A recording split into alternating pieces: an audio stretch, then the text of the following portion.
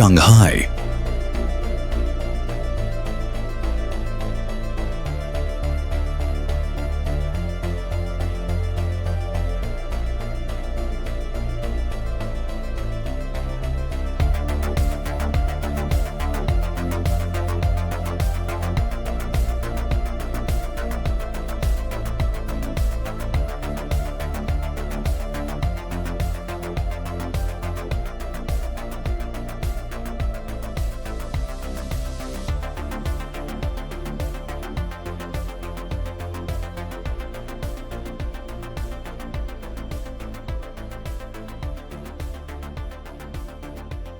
Have you ever wondered what the future actually looks like?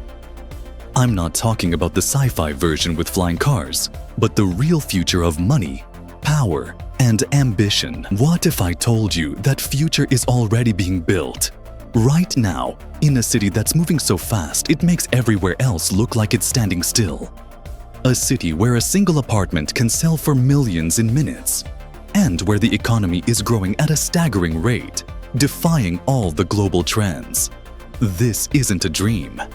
This is Shanghai. Welcome to the Pearl of the Orient, a city that isn't just a place on a map, but a global phenomenon. For centuries, Shanghai's name has meant trade, intrigue, and a unique fusion of East and West. But today, it stands for something else entirely. Shocking, gravity-defying wealth. While most of the world is wrestling with economic uncertainty, Shanghai is in the middle of a boom so powerful, it's reshaping not just its iconic skyline, but the very definition of a 21st century city. In 2024, the city's economy blew past the 5 trillion yuan mark. That's nearly $700 billion US, and it hasn't stopped. The first quarter of 2025 saw its GDP grow by 5.1%. outpacing the national average and sending a clear signal to the rest of the world. This isn't just growth, it's a statement. Just look at the Lujiazui Skyline, with its trio of super tall skyscrapers literally piercing the clouds. It's more than just cool architecture. It's a monument to ambition, a declaration of power cast in steel and glass. It's the visual proof of the city's economic might. But what does that power, that incredible concentration of money, actually mean for the 25 million people on the ground? How does a 5% growth rate feel in their daily lives? That's the question we're here to answer. We're going inside Shanghai to explore the engine that fuels this incredible prosperity. We'll walk the streets where fortunes are made and spent. From the trading floors of massive stock exchanges to the quiet, exclusive corridors of luxury boutiques, we're going to see how this financial powerhouse creates a completely new class of global elite and sets a new standard for city living. Forget what you think you know about China. This is Shanghai, and it's building tomorrow, today. Section 1. The Engine Room. What 5% growth really means. To really get Shanghai, you have to look under the hood. That 5.1% growth figure isn't just a headline. It's the result of an economic machine that has totally reinvented itself. The old story of China was all about manufacturing, the world's factory, right? But Shanghai has flipped the script. This is no longer just about being made in China. It's about being designed in Shanghai, financed in Shanghai, and innovated in Shanghai. The biggest piece of this puzzle is the absolute dominance of the service industry. Imagine an economy where almost 80 cents of every dollar comes not from making things, but from providing services. That's Shanghai. And we're not talking about just any services. The twin titans of this new economy are finance and technology. In the first part of 2025, these two fields alone contributed over 60% of the city's entire GDP growth. This marks a massive shift from an economy based on labor to one based on knowledge. The city's most valuable asset isn't on a factory floor anymore. It's the brain power inside its gleaming office towers. Let's talk about the city's financial heartbeat. The Shanghai Stock Exchange is a beast, the largest in the Asia-Pacific region by market capitalization. But it's the speed of the money that tells the real story. In the first quarter of 2025, the trading value on the exchange jumped by a wild 39.3%. The Shanghai Futures Exchange grew even faster. This isn't just money moving around. It's a flood of investment, speculation, and wealth creation on a scale that's almost impossible to wrap your head around. It cements Shanghai's status as a critical hub in the global financial system, a place where the world's economic health is checked daily. But finance is only half the story. The city has made a strategic, multi-billion-dollar bet on the future, pouring money into what they call the three emerging industries: integrated circuits, artificial intelligence, and biomedicine. Think about that combo. One is the bedrock of all modern tech. The second is the brain that will power the next industrial revolution. And the third is the future of our health. In the first quarter of 2025, the combined output of these three sectors shot up by 7.2%. AI by itself grew by a stunning 13.2%. This is an aggressive, state-backed plan to dominate the most important industries of the next century. Shanghai is positioning itself to be the Silicon Valley, Wall Street, and Boston's biotech hub of the East, all rolled into one. This ambition is like a giant magnet, pulling in money and talent from all over the world. In 2024, the city attracted a massive $17.5 billion in foreign capital. Even more telling, over 1,000 regional headquarters of multinational corporations now call Shanghai home. Why here? Because this is where the action is. Global companies know that to be a player in Asia, and really to be a player in the world, you have to be in Shanghai. It's the gateway to China's enormous market, a deep pool of talent, and an innovation ecosystem that's second to none. Think of Shanghai's economy less like an engine and more like a multi-stage rocket. The first stage was manufacturing. The powerful second stage, now firing on all cylinders, is services and finance. And the third stage, carrying the payload of future wealth, is high-tech innovation in AI and biotech. This is the machine that generates the mind-boggling numbers and allows the city to post growth that the rest of the world can only envy. And it's this relentless economic energy that fuels the extraordinary displays of luxury and wealth we're about to see. Section 2. The Gilded Cage. Real estate and the price of power. If Shanghai's economy is the engine, then its real estate market is the glittering, brutal arena where the winnings are put on display. Here, abstract numbers like GDP growth become tangibly, painfully real. And it's a world of contradictions. You might hear about a property slump across China, but Shanghai's luxury market plays by its own set of rules. You have to see the frenzy to believe it. Picture a new luxury apartment building opening in a top-tier downtown district. These aren't just apartments, they're vertical palaces. A recent project called One Central Park put 64 units on the market. The largest duplex sold for over 246,000 yuan per square meter, making it one of the priciest homes sold in the city this year. The entire sale brought in over $500 million. And how long did it take to sell every single unit? Hours. They were gone in a day. The demand was so insane, with nearly 3 times as many registered buyers as apartments, that the government had to run a lottery just to decide who got the privilege of spending millions. This scene plays out all over the city's core. High-end projects from top developers sell out almost instantly. In one recent week, these flash sales caused a 72% surge in new home sales and a 49% jump in average prices. This isn't a normal market. It's a gold rush. So, what's driving this insatiable demand? It's a powerful mix of psychology, economics, and pure status. For China's super rich, a luxury apartment in Shanghai is more than a place to live. It's the ultimate safe deposit box in the sky. In a world of shaky stock markets, prime Shanghai real estate is seen as one of the safest assets to preserve wealth. The supply in the city's best districts is limited. They physically can't build more. That scarcity, plus relentless demand, turns these properties into something like a blue-chip stock you can also live in. It's also the ultimate status symbol. Owning a multi-million-dollar flat with a view of the Bund is a clear statement. You've made it. It's a social anchor, physical proof of success in China's cutthroat society. This isn't just keeping up with the Joneses. It's about cementing a legacy and grabbing a foothold in the country's most powerful city. And it's not just billionaires buying. A new wave of buyers includes young, successful professionals and people returning from overseas, all trying to claim their piece of the Shanghai dream. The skyline itself is the ultimate monument to this obsession. The Lujiazui Financial District, with its iconic towers, is a landscape built by this very capital. Standing on the Bund and looking across the river is like looking at a physical chart of the city's economic rise.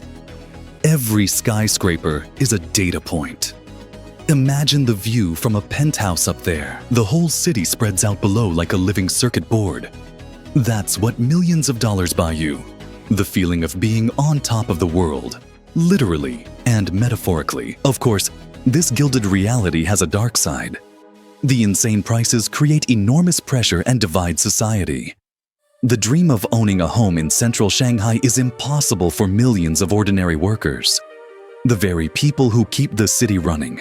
It creates a layered city, the elite living in the sky, and everyone else navigating the streets below. As one real estate agent put it, "My clients aren't buying square meters, they are buying exclusivity. They are buying a key to a world that most people will only ever see from the outside." In Shanghai, a home isn't just a home. It's a ticket to another level of existence, and the price of admission goes up every day. Section 3. The Theater of Consumption. Living the High Life. If the real estate market is where Shanghai's wealth is kept, the city's shops and boutiques are the grand stage where that wealth is performed. Walking through the high-end districts is like watching a show of consumption so dazzling, so unapologetically rich. It feels almost unreal. This is where the billions earned in finance and tech get turned into physical objects of desire. Watches that cost more than houses, handbags with their own waiting lists, and fashion treated like fine art. For years, Shanghai has been in the running for the world's most expensive city for luxury living. And in many ways, it's already wearing the crown. This isn't just about high prices. It's about an entire ecosystem of luxury. A world built to cater to a new, incredibly savvy, and demanding clientele. Let's take a virtual stroll down Nanjing Road West, or into a gleaming mall like Plaza 66. This is the heart of luxury retail. The air itself feels different, hushed, perfumed, and climate-controlled. The storefronts aren't just windows, they're curated art installations. Brands like Hermès, Chanel, and Louis Vuitton don't just sell things. They sell a story. A recent Hermès fashion show, for instance, used the glittering Shanghai skyline as its live backdrop, explicitly tying its brand of global cool to the city's futuristic ambition. This is marketing as high art, selling not just a bag, but an identity. And what are they buying? Everything. The staples are obvious: real estate, high-end watches, diamonds, and designer clothes. But it's the kind of things that's telling. It's not just any watch. It's a Patek Philippe or a Richard Mille, a piece of engineering that can run into the hundreds of thousands of dollars. It's not just a handbag. It's a Hermès Birkin, an item so exclusive that even if you have the money, the brand might decide you're not worthy. These aren't just status symbols. They're seen as investments, portable assets that, like property, are expected to hold their value. The consumer is different now too. The stereotype of the flashy, logo-obsessed shopper is old news. The new Shanghai elite are often young, highly educated, and have a global perspective. They're tech entrepreneurs and finance whizzes.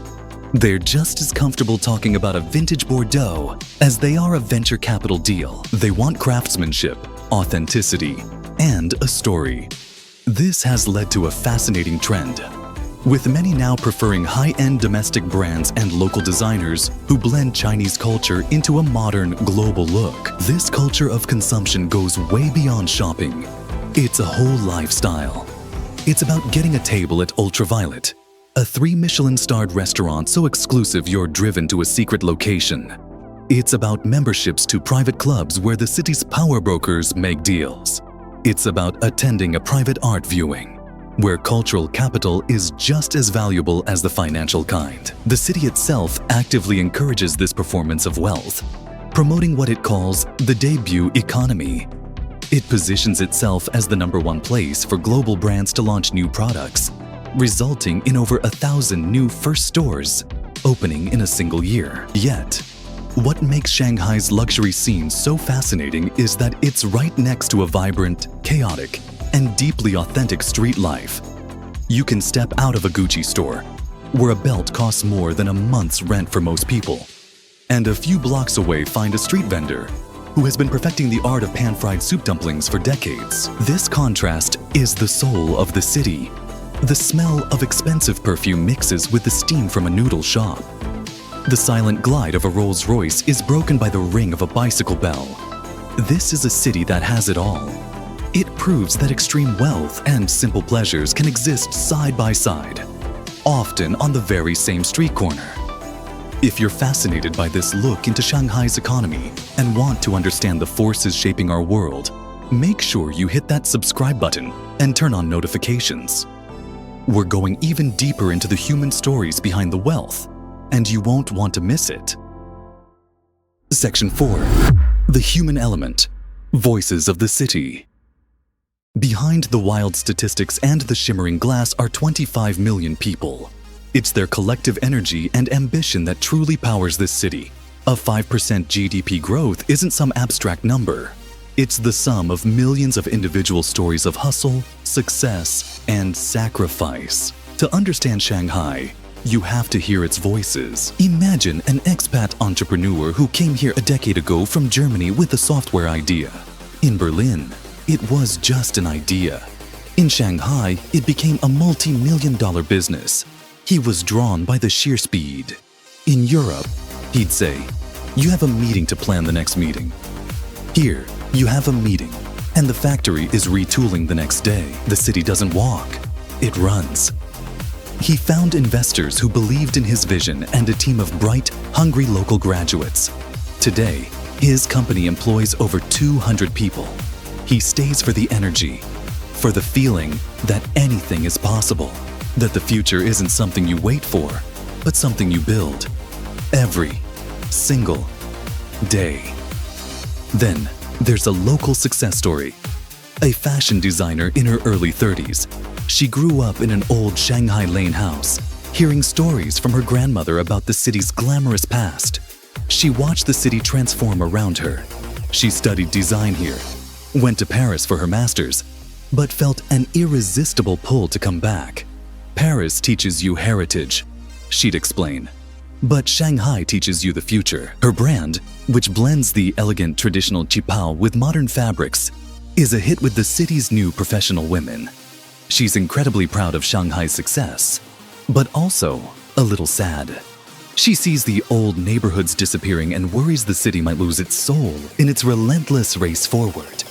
And finally, think of a young graduate who just finished her degree in artificial intelligence from a top Shanghai university. For her, the city's booming tech sector isn't just an opportunity, it's her destiny.